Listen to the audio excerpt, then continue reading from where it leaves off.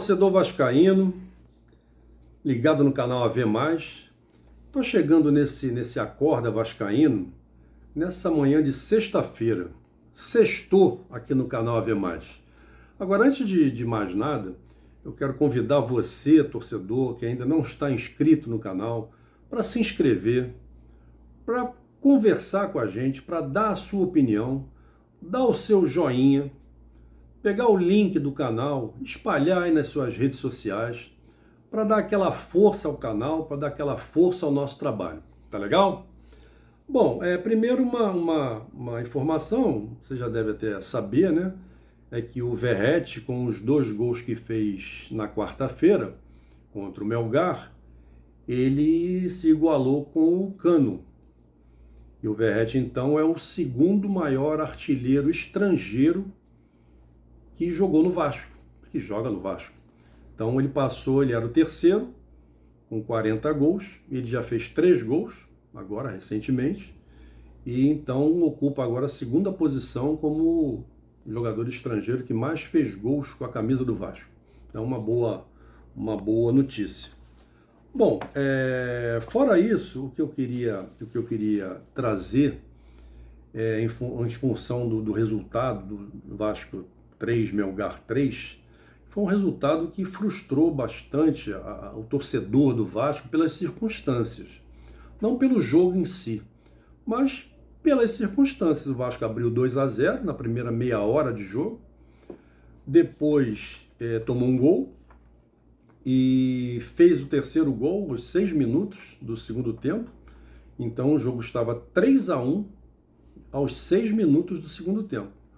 E depois levou o segundo gol aos 35 e levou o terceiro gol aos 45. Então, pelas circunstâncias, o Vasco teve com a vitória nas mãos e deixou escapar. E isso provocou, assim, depois do terminado o jogo, então provocou, assim, uma onda, né, de muitas críticas pesadas contra o treinador, Fábio Carille, o torcedor, de uma forma geral, exigindo a demissão do Carille. Enfim, as críticas muito fortes contra o treinador do Vasco. Bom, e eu já digo assim, para começar, eu não tenho procuração para defender o treinador, não. Mas eu gostaria de trazer assim alguns pontos, né? Colocar luz em alguns pontos, para que o torcedor também visse assim um outro lado, né? Uma outra opinião, uma outra vertente, já que a grande maioria, quase unanimidade, entende que o treinador Carille deve ser demitido do Vasco. Mas eu gostaria de trazer só alguns pontos para que o torcedor também tivesse uma oportunidade de também refletir sobre isso que eu vou trazer. O primeiro ponto é sobre a escalação do time. Muitos torcedores, né, muitas opiniões, inclusive foi a minha opinião, que o Carille deveria poupar o Coutinho e o Verratti. Eles deveriam iniciar no banco e entrar no decorrer do jogo. Por quê? Porque foi um esforço muito grande aquele jogo com o Santos, né, aquela virada, uma viagem muito longa, a altitude lá da cidade de Arequipa. Então todas essas dificuldades, né, e mais a condição física do Coutinho e do Verratti, a grande maioria esperava que o Carille, então, deixasse esses jogadores para o segundo tempo, ou para entrar a qualquer momento no jogo, mas esses jogadores iniciassem no banco de reservas. E o que fez o Carille? O Carille não agiu dessa forma. O Carille escalou o que ele tinha de melhor, inclusive com o Coutinho e o Verratti. E por coincidência, essas coisas que acontecem no futebol, justamente esses 2 jogadores foram os autores dos 3 gols do Vasco. Então, o que a gente conclui é que o Carille agiu muito acertadamente colocando essa escalação do Vasco, iniciando o jogo com essa escalação, com o time principal, com o time que ele acha que é o principal. Talvez ali uma dúvida entre o Paulinho e o Tietê, mas o Tietê voltando de contusão, então iniciou o jogo com o time principal, com todos os jogadores, com altitude, tendo jogado contra o Santos, com viagem longa. Ele colocou o time principal. E esses dois jogadores, que muita gente entendeu que deveriam começar no banco de reservas, justamente esses dois jogadores fizeram os 3 gols do Vasco. Acertou ou errou o Carille? Acertou, né? Porque botou o time principal e o Coutinho e o Verratti fizeram os gols. Então foi um acerto do Carille, né? O outro ponto que eu queria trazer foram as substituições. O Carille, no intervalo, ele sacou o Paulinho, que não estava bem no jogo, já tinha levado um cartão amarelo, e colocou o Jair. E o Jair jogou melhor do que o Paulinho no segundo tempo. Tirou o Garré, que também não apareceu no jogo, e colocou o Rayhan. O Rayhan era o titular até então, há pouco tempo, ali daquele lado direito do ataque do Vasco. Então colocou o Rayhan ali, e o Rayhan, que entrou, começou a ajudar até o Paulo Henrique ali nas coberturas, porque o Paulo Henrique estava tendo dificuldades no primeiro tempo. Então o Rayhan entrou bem no jogo, pelo menos nesse início, logo que ele entrou no jogo. Depois, mais ou menos, mas foi uma boa substituição, porque o Garré foi muito mal no jogo. Aos 23 minutos, mais ou menos, ele tirou o Coutinho. O Coutinho, para mim, fez a melhor partida dele no Vasco. Só que o Coutinho tem os problemas dele de condição física. Então, todos os jogos, o Coutinho sai mais ou menos nessa minutagem. Aos 20, aos 25, mais ou menos isso. Foi nesse tempo que o Coutinho saiu. E ele colocou o Tietê, que é um grande jogador. Para mim, é a melhor contratação do Vasco. Nesse ano foi o Tietê. Jogador rápido, jogador que se desloca, jogador que dá passe, jogador que lança, jogador que aparece para jogar, jogador que tem disposição. Então entrou o Tietê no lugar do Coutinho. Aí alguns falam, não, mas quem tinha que entrar era o Payet. Mas como o Payet? O Payet é a exceção do jogo com o Santos, que ele bateu aquela falta e o Verratti fez o gol de cabeça. Nos jogos que o Payet entrou, faltando 15 minutos, 20 minutos, o Payet não mostrou nada. Foi disperso, não se esforçou muito, não mostrou um grande futebol. Além do que, ele está com sérios problemas particulares. E além disso, ainda tem o fato de jogar na altitude. Então, apesar do Payet ser o substituto imediato do Coutinho, mas a entrada do Tietê, a meu ver, foi muito acertada. Então foram 3 substituições, ok, do Carille. E a 4ª substituição, também por cansaço, o Nuno Moreira estava se arrastando já em campo, muito cansado, e entrou o Adson, que é um grande jogador. Está voltando de uma contusão grave, mas é um grande jogador o Adson. Então foram 4 substituições que eu reputo como perfeitas, cara. Pô, não tenho que contestar, a meu ver, né? Na minha opinião. Tudo isso é minha opinião. Bom, e aí veio a 5ª substituição. E a 5ª substituição é que deu a grande celeuma, né? Que foi a saída do Verratti.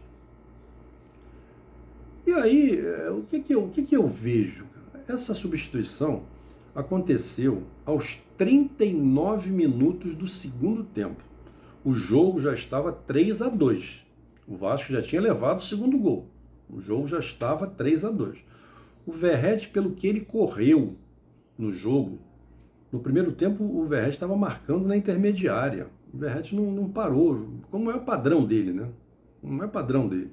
Então ele já estava se arrastando aos 39 do segundo tempo. E aí o que fez o Carille? O que ele imaginou? Ele falou, bom, eu já estou com o meio do campo, com o Tietê, com o Jair e o Hugo Moura, né? Então eu vou manter o Verratti, mas a bola não está chegando no ataque. Então o que eu estou precisando? Eu vou trocar por um zagueiro alto, de quase 1,90 m, porque o Melgar está jogando trocentas bolas dentro da área do Vasco. Então eu vou colocar um zagueiro alto ali para fazer as 3 torres ali, né? Era o João Vitor, era o Maurício Lemos e colocou então o Lucas Oliveira. Então essa foi a ideia. Agora o que aconteceu? Aos 45, deixaram o lateral do Melgar livre para pegar a bola e cruzar mais uma vez na área do Vasco. Agora, essa bola, ela não pingou na marca do pênalti na área do Vasco, onde estavam as três torres, né? Não pingou ali. A bola passou direto e foi no Piton. E aí o Piton, com a altura que tem, o atacante do Melgar veio na impulsão, pulou na cabeça e ganhou do Piton. A bola pingou na pequena área. O Léo Jardim, a meu ver, poderia também ter saído do gol e ter tentado dar um soco na bola, que a bola foi na pequena área. O Léo Jardim também não saiu. O Piton também não pulou, perdeu na cabeça. E aí o Melgar empatou. E aí choveu críticas no Carille, porque tirou o Verratti. Agora, o Verratti em campo, se ele continuasse em campo, ia evitar que o Vasco tomasse aquele terceiro gol? Como que o Verratti ia evitar? Não ia evitar. Então não, então deveria ter substituído por um outro atacante. Mas de que adiantaria um outro atacante? O Vasco estava com 3 atacantes. Estava com o Adson, estava com o Ryan e estava com o Verratti. Mas a bola não chegava no ataque. Tamanha era a pressão do Melgar. O Vasco todo se defendendo. A bola não chegava no ataque. Então podia ter qualquer atacante ali que a bola não chegava, o que adiantava? Então o Carille resolveu botar um zagueiro, e não foi a primeira vez que algum treinador fez isso na vida, não. A ideia era legal. Só que a bola não pingou ali no meio da área. A bola passou direto e a disputa foi com o Piton. E o Piton perdeu na cabeça. E o Léo Jardim não saiu do gol. E aí o Vasco tomou o terceiro gol. E aí as críticas foram todas endereçadas ao Carille. Porque substituiu errado, porque o Verratti não era para ter saído. Mas era para ter saído, o Verratti estava se arrastando em campo, já tinha corrido tudo, já tinha dado tudo no campo. Né? Agora, se a gente analisar direitinho os gols, por exemplo, o primeiro gol que o Vasco tomou foi um escanteio contra o Vasco, um dos 16 escanteios, um escanteio contra o Vasco. O jogador bateu o escanteio para o companheiro que estava dentro da área do Vasco, a 1 metro da linha de fundo, e ninguém marcando. Ninguém marcou, ninguém chegou para marcar esse jogador. Ele tocou a bola para o companheiro, esse cruzou na área, entrou um outro jogador e deu uma cabeçada no meio da zaga do Vasco. O João Vitor não marcou, não estava marcando ninguém, e não marcou esse jogador também, e ele, de cabeça, fez o primeiro gol. Né?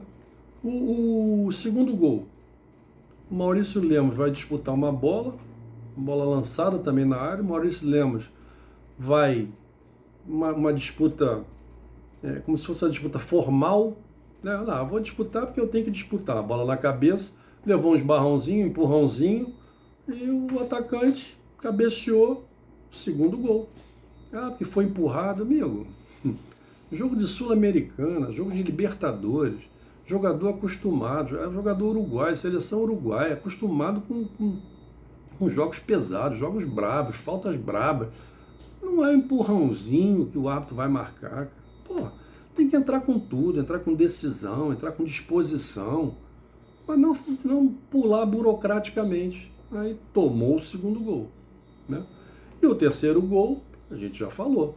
Uma bola que não pingou ali na marca do pênalti, onde estavam os 3 zagueiros. Ela foi lá, uma disputa com o Piton não tem muita altura, o atacante veio correndo e com um impulso ganhou na cabeça do Piton, e o Léo Jardim também ficou pregado dentro do gol, não saiu, e tomamos o terceiro gol. Então, amigos, o que eu quero trazer aqui, né, eu quero assim, trazer luz nesses detalhes, para que o torcedor possa também ver um outro lado da história, né? Porque, na verdade, o Vasco tomou 3 gols de cabeça, cara. 3 gols de cabeça. E aí você querer imputar ao treinador toda a responsabilidade pelo resultado, eu acho injusto.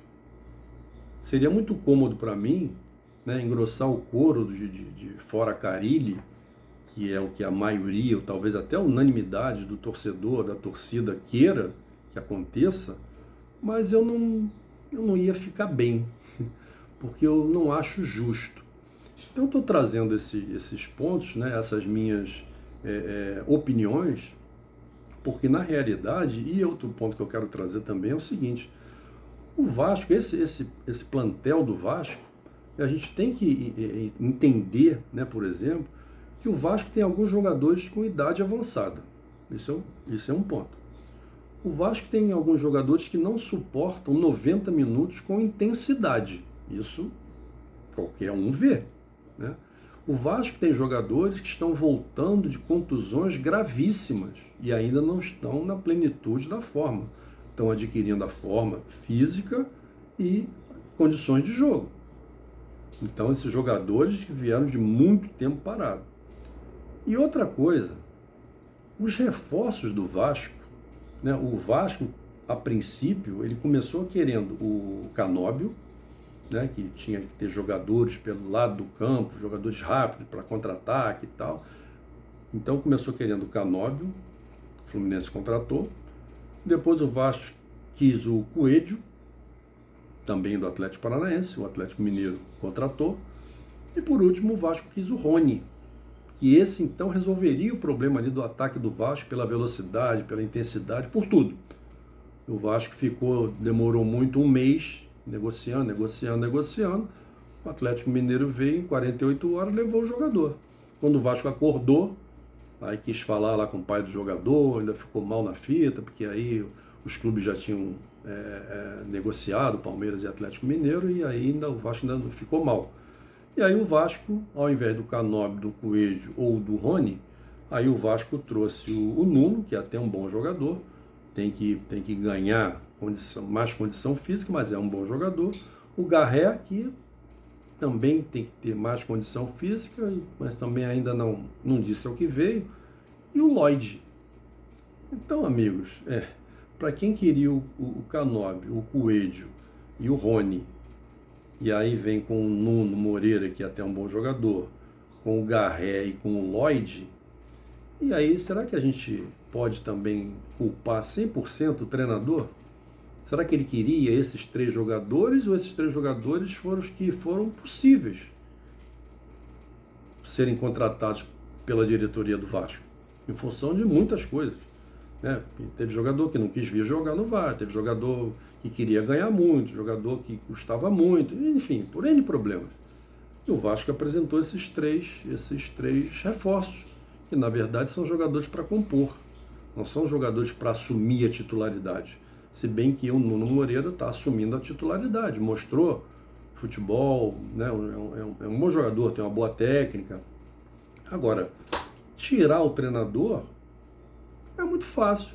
Basta quem tem o poder da caneta chegar lá, mandar assinar um documento, um papel, entrar num acordo, pagar o que deve e um abraço. E agora, quem é que vem para o lugar?